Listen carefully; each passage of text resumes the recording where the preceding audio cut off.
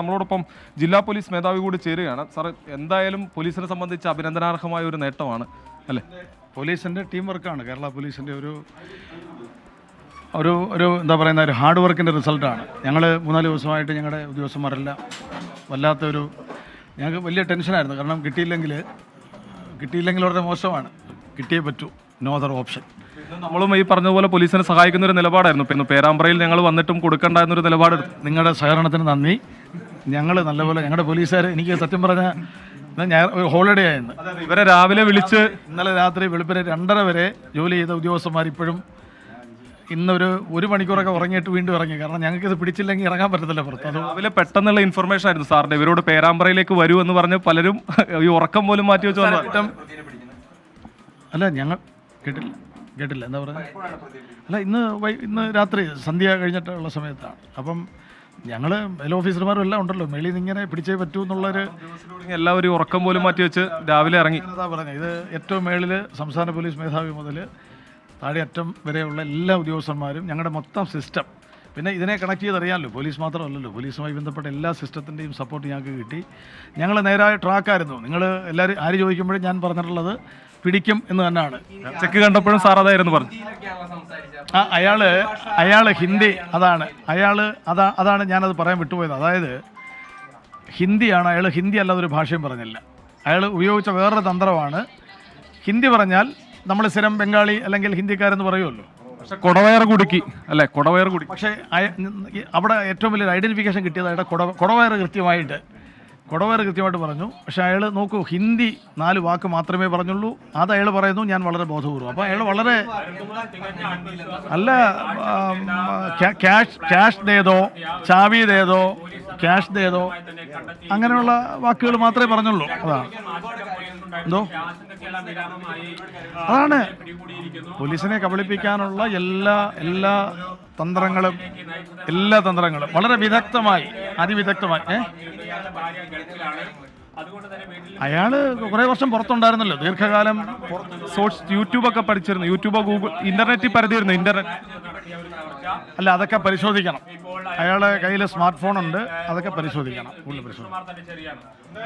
അതാണ്, അതായത് ഇപ്പോൾ പോലീസും പറയുന്നുണ്ട്, അതായത് ഇയാൾ വളരെ തന്ത്രപരമായാണ് ഈ കാര്യങ്ങൾ ചെയ്ത്, പ്രത്യേകിച്ച് വിദേശത്തടക്കമുണ്ടായിരുന്ന ഒരാളാണ്. അതുകൊണ്ട് തന്നെ ഇയാളെ സംബന്ധിച്ച് കൃത്യമായ ധാരണകൾ ഉണ്ടായിരുന്നു. ധാരണയുടെ അടിസ്ഥാനത്തിലാണ് ഇയാൾ ഈ മോഷണം നടത്തിയതെന്നുള്ളത് ഉറപ്പിച്ച് പറയുകയും ചെയ്യുന്നുണ്ട്.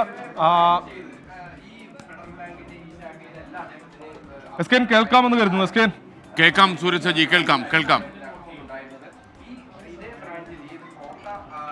വിവരങ്ങൾ നൽകിക്കൊണ്ടിരിക്കുന്നത്. ഇയാളെ സംബന്ധിച്ചുള്ള കൂടുതൽ വിവരങ്ങൾ വരുന്നുണ്ട്. ഇന്ന് പോലീസ്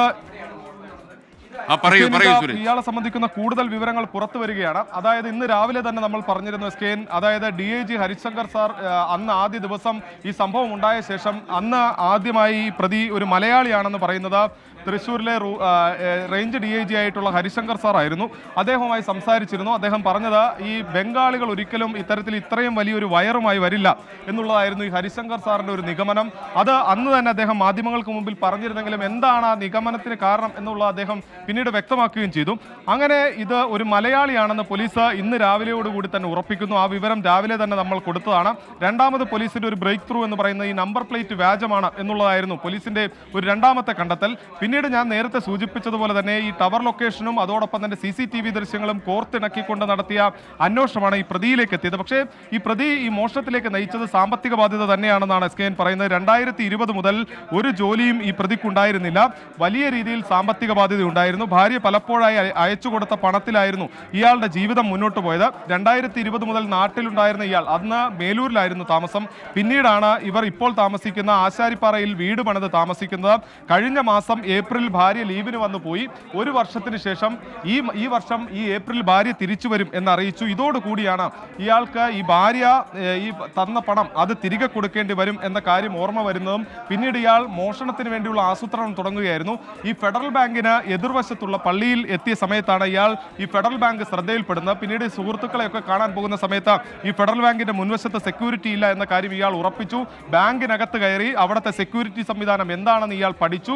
അതിനുശേഷം ഇയാൾ ഈ തിരക്കില്ലാത്ത സമയം എപ്പോഴാണെന്ന് കണ്ടെത്തുകയും ചെയ്തു. സ്കെയിൻ, അതായത് രണ്ടാമത്തെ വെള്ളിയാഴ്ച അല്ലെങ്കിൽ മൂന്നാമത്തെ വെള്ളിയാഴ്ച ഈ സമയങ്ങളിൽ സ്വാഭാവികമായും ഈ ബാങ്കിൽ തിരക്ക് കുറവായിരിക്കും, അല്ലെങ്കിൽ ആ മേഖലയിൽ തിരക്കുണ്ടാകും എന്ന് കണ്ടുകൊണ്ടാണ് ഇയാൾ ഈ വെള്ളിയാഴ്ച തന്നെ തിരഞ്ഞെടുത്തുകൊണ്ട് അവിടെ എത്തുന്നതും ഈ 3 മിനിറ്റിനകം മോഷണം നടത്തിക്കൊണ്ട് പോകുന്നു. സ്കെയിൻ, 3 കെട്ടുകളിലായി 15 ലക്ഷം രൂപയായിരുന്നു പ്രതി അന്ന് ബാങ്കിൽ നിന്ന് കൊണ്ടുപോയത്. ആ പണം ചിലവഴിച്ചതിനെ കുറിച്ചുള്ള സുപ്രധാന വിവരങ്ങൾ നമുക്കിപ്പോൾ പുറത്തു വരുന്നുണ്ട്. സ്കെയിൻ, ഈ വീട്ടിൽ നിന്ന് ഈ പണത്തിൽ കുറച്ച് പോലീസ് കണ്ടെത്തിയിട്ടുണ്ട്. അതിൽ 2 കെട്ടിലുണ്ടായിരുന്ന, അതായത് രണ്ട് കെട്ടും ഒരു കെട്ടിലെ കുറച്ച് പൈസയും അലമാരിയിൽ നിന്ന് പോലീസ് കണ്ടെടുത്തു എന്നുള്ളതാണ് പറയുന്നത്. ബാക്കി പൈസ ഈ കാടുകുറ്റിയിലുള്ള ഒരു ബിനോയ് എന്ന പലിശക്കാരനിൽ നിന്ന് കടം വാങ്ങിയ തുകയായി തിരിച്ചു കൊടുത്തു. അതായത് പലിശക്കാരനിൽ നിന്ന് കടമായി വാങ്ങിയ പണം തിരികെ കൊടുക്കാൻ ഈ മോഷ്ടിച്ച പണം ഉപയോഗിച്ചു എന്നുള്ളതാണ് പോലീസിന് സൂര്യസജ്ജിയാണ് വിവരങ്ങൾ നൽകിക്കൊണ്ടിരിക്കുന്നത്.